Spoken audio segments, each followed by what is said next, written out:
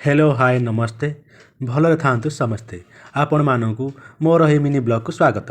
आज वीडियो रे आमे देखिबा ओ जानिबा ओडिशा रे व्यवहृत चतुर्थ हस्ततंत्र जार नाम हेउची काठ खांचा हस्ततंत्र जहाको इंग्लिश रे कहंती फ्रेम हैंडलूम। चलंतु आउ डेरी न करी वीडियोर संपूर्ण विवरणी जानिबा। वर्तमान मो स्क्रीन रे कलेक्शन करथिबा किछि फोटो बा वीडियो आपण मानकु देखौची। आपण माने सेगुडी को भलो भाबरे देखि नियंतु। आपण माने स्क्रीन रे जे फोटो बा वीडियो गुडी को देखिले सेगुडी को हेउची फ्रेम हैंडलूम बा काठ खांचा हस्ततंत्र उदाहरण। एबे आसंतु जानिबा काठ खांचा हस्ततंत्र बा फ्रेम हैंडलूम रो संज्ञा। जेउ हस्ततंत्र देखिया पई ठीक एक घर परी एवं यार मुख्य काठ फलक गुड़िक खांचा करा जाई काठ को काठ नट बोल्ट माध्यम जोड़ा जाए थाए। सही हस्ततंत्र रे आमे इलेक्ट्रिक बा विद्युत को व्यवहार न करी गोड़ हाथ व्यवहार करी सूता गुड़ी को जाल परी छंदी व्यवहार उपयोगी वस्त्र मान तैयारी करि थाउ। सही हस्ततंत्र को आमे फ्रेम हैंडलूम बा काठ खांचा हस्ततंत्र कहू। एही हस्ततंत्र को गोटे स्थान अन्य गोटे स्थान को स्थानांतर करी निया जाय पारे एवं यार आकृति टिके बड़ होइथिबारु एथिरे सब प्रकार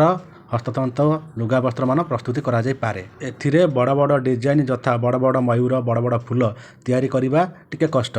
एथिरे डबी और जाला व्यवहार करी विभिन्न डिजाइन हस्ततंत्र लुगा वस्त्र मान तैयारी करा जाय थाए। टसर मोठा कटन पाट इत्यादि को व्यवहार करी विभिन्न प्रकार साड़ी ड्रेस मटेरियल कपड़ा जोड़ इत्यादि यही तंत्र तैयारी करा जाए। आपण माने याडू साडू वीडियो देखि समय बिताउछन्ते एवं टाइम पास करूछन्ते जहा पाई आम ओडिशा आज गर्वित एवं गौरव अर्जन करिछि।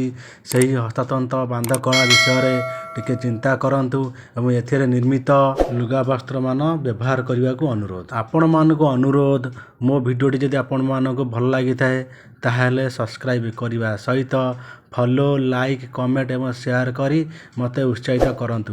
मो परवर्ती वीडियो रे आउ किछि नुआ नुआ प्रश्न आसीबी। सेति पर्यंत रहूची नमस्कार जय जगन्नाथ।